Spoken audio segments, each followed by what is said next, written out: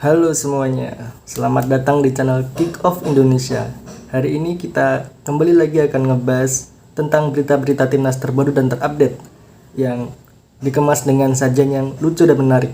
Jadi jangan kemana-mana, tetap stay tune dan tonton videonya sampai habis. Terima kasih.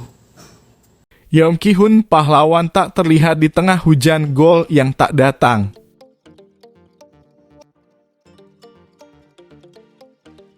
Garuda mulai terbang di IKN. Lapangan baru, semangat baru, dan rencana latihan super mewah. Drama timnas Sintayong siap pisau dapur 5 pemain Garuda jelang duel sengit di kualifikasi Piala Dunia 2026. Ragnar Oratmangoen merapat ke FC Dender, siap tunjukkan aksi memukau di Belgia. Sebelum menonton videonya, tolong subscribe channel ini. Jangan lupa bunyikan loncengnya agar tidak ketinggalan berita timnas terbaru. Yeom Ki-hun, pahlawan tak terlihat di tengah hujan gol yang tak datang. Jadi begini ceritanya, Yeom Ki-hun, asisten baru yang didatangkan oleh Shin Tae-yong ke timnas Indonesia, langsung kena getahnya. Baru juga bergabung, dia sudah diberi tugas seberat Gunung Merapi, bukan sekadar mengasah kemampuan lini serang Garuda yang masih tumpul, tapi juga mengubah kutukan jadi gol-gol spektakuler. Masalahnya, jangankan spektakuler, cetak gol saja sudah seperti mimpi di siang bolong. Di pekan pertama Liga 1 2024-2025, penyerang-penyerang andalan STY malah seperti lupa cara nendang bola. Ramadan Sananta, penyerang masa depan yang katanya bakal jadi mesin gol, malah tampil seolah-olah sedang jogging sore ketika Persis Solo dihajar PSM Makassar 0-3. Yang lebih tragis, dia ditarik keluar di menit ke-52, seakan-akan pelatihnya sudah kehabisan kesabaran. Lalu ada Hoki Caraka yang juga sering dipanggil STY, yang ternyata gagal bikin gol meski sudah diberikan peluang emas oleh Dewa Sepak Bola. Dia main sebagai starter lawan Persebaya Surabaya, tapi sayangnya satu-satunya hal yang terbang adalah harapan PSS Sleman saat kalah 0-1 dari Bajul Ijo. Hoki pun digantikan di menit ke-81, dan sepertinya pelatihnya juga berharap Hoki bisa ganti profesi jadi komentator bola saja. Nah, satu-satunya harapan yang tersisa adalah Dimas Derajat. Dia lumayan setidaknya bisa nyumbang 1 assist untuk David Da Silva saat Persib menang 4-1 atas PSBS Biak. Tapi sayangnya, tetap saja dia kena kritikan karena gagal memanfaatkan peluang-peluang emas yang lebih berharga dari cincin tunangan. Dengan situasi ini, tugas Yeom Ki-hun makin berat, persis seperti ngerjain PR semalam sebelum deadline. Di babak ketiga kualifikasi Piala Dunia 2026 zona Asia nanti, skuad Garuda bakal ketemu lawan-lawan kelas dunia seperti Jepang, Arab Saudi, Australia, Bahrain, dan Cina. Jadi, mari kita semua berdoa semoga Yeom Ki-hun bisa mengubah nasib lini serang timnas Indonesia dari tumpul jadi tajam sebelum kita semua berubah jadi pengamat bola di warung kopi. Presiden Joko Widodo alias Jokowi punya kabar segar yang bikin hati para pecinta sepak bola Indonesia berdetak lebih cepat. Timnas Indonesia bakal mulai latihan di Ibu Kota Nusantara atau IKN mulai September 2024. Bukan cuma itu, mereka akan mulai berkumpul pada 29 Agustus 2024 untuk persiapan putaran ketiga kualifikasi Piala Dunia 2026 zona Asia. Wah, siap-siap jadi saksi perjuangan Garuda, nih. Jokowi yang selalu punya cara bikin hal-hal besar jadi lebih menarik. Kemarin dengan santai bilang, saya tanya ke ketua PSSI, katanya September dipakai karena sudah ada 2,5 lapangan. 2,5 lapangan? Yuk, timnas kita bakal punya 2 lapangan full, satu dengan rumput sintetis, satunya lagi rumput asli. Sisanya setengah lapangan lagi buat latihan teknik-teknik yang pastinya bikin Garuda makin tajam. Tapi tunggu dulu, itu baru permulaan. Rencananya bakal ada 8 lapangan yang dibangun di pusat pelatihan ini. Dan ini bukan lapangan biasa loh. Sumbangan dari FIFA dan AFC, jadi sudah pasti kualitasnya mantap. Pusat pelatihan di IKN ini luasnya 34,5 hektare dan bukan cuma lapangannya aja yang keren. Asrama pemainnya juga nggak kalah mantap, bisa menampung 138 orang dengan 56 kamar ganda untuk pemain, 20 kamar single buat pelatih, dan 6 suite khusus untuk pelatih kepala. Bukan cuma tidur nyenyak, di sini para pemain juga bisa jaga kebugaran di fasilitas fitness dan fisioterapi, bahkan ada penanganan medis khusus. Benar-benar serasa di surga sepak bola. Jadi, Garuda kita nggak cuma siap terbang tinggi di lapangan, tapi juga siap latihan keras di IKN. Mari kita nantikan aksi mereka yang penuh semangat dan siap menggebrak di kualifikasi Piala Dunia 2026.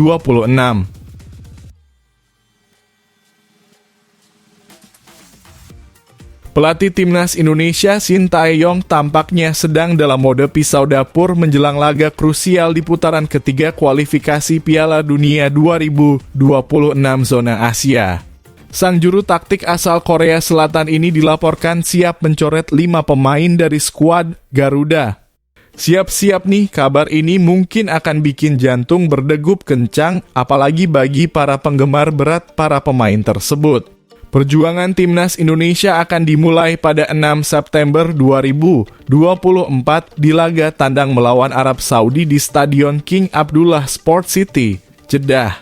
Lalu hanya 4 hari kemudian pada 10 September 2024, Garuda akan kembali ke tanah air untuk menghadapi Australia di Stadion Utama Gelora Bung Karno. Lawan yang berat, jelas. Apalagi mereka tergabung di grup C bersama Jepang, Bahrain, dan Cina, semua tim yang levelnya udah kayak raja-raja Asia. Nah, kabarnya Shin Tae-yong bakal menghapus 5 pemain dari daftar skuad yang bakal berjuang menghadapi Arab Saudi dan Australia. Siapa saja mereka? Yang pertama, Mark Klok. Meskipun Klok membantu Persib Bandung juara Liga 1 musim lalu, menumpuknya talenta di lini tengah memaksa STY mengambil keputusan pahit ini. Klok harus siap-siap nonton dari pinggir lapangan. Bisa jadi Shin masih akan mengandalkan pemain-pemain yang tampil solid melawan Irak dan Filipina seperti Ricky Kambuaya, Tom Haye, Ivar Jenner, Marcelino Ferdinand, dan Nathan Chuaon. Rachmat Irianto juga mungkin akan tersingkir meski dia adalah salah satu kesayangan STY. Pemain Persib Bandung ini belum kembali ke bentuk permainan terbaiknya setelah cedera serius musim lalu dan persaingan di lini tengah semakin sengit. Dengan Deddy Kusnandar, Mato Kocijan, dan Klok yang tampil solid, Irianto harus siap menepi dulu. Berikutnya Edo Febriansah, bek sayap yang sering dipanggil STY, tampaknya juga harus merelakan posisinya. Bek kiri timnas sekarang penuh sesak dengan nama-nama seperti Calvin Verdon, Sahaine Patinama, Pratama Arhan, dan Nathan Chuaon. Sayang sekali Edo, tapi persaingan kali ini benar-benar ketat. Untuk lini depan, Ramadan Sananta yang sempat absen saat melawan Irak dan Filipina, tampaknya masih harus bersabar. Peluangnya untuk tampil melawan Arab Saudi dan Australia terlihat tipis. Hal serupa juga berlaku untuk Hoki Caraka, penyerang PSS Sleman yang kemungkinan besar juga tidak akan dibawa oleh Shin Tae-yong dalam laga-laga penting nanti. Ini adalah drama yang sesungguhnya dengan keputusan-keputusan besar yang harus diambil oleh Shin Tae-yong demi menghadapi lawan-lawan berat di kualifikasi Piala Dunia 2026. Siapa yang akan bertahan? Siapa yang akan tereliminasi? Kita tunggu saja kiprah Garuda di pentas Asia ini.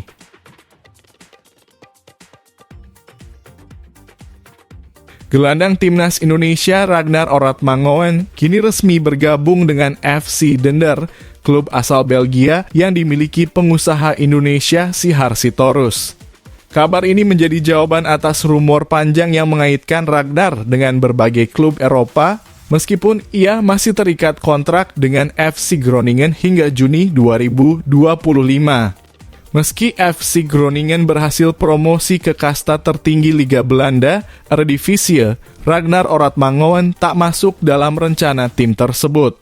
Pemain berusia 26 tahun itu pun sempat dipinjamkan ke Fortuna Sittard, di mana ia tampil cukup impresif dengan bermain 21 kali sepanjang musim 2023-2024. Namun begitu masa peminjamannya usai, spekulasi tentang masa depannya kembali mengemuka.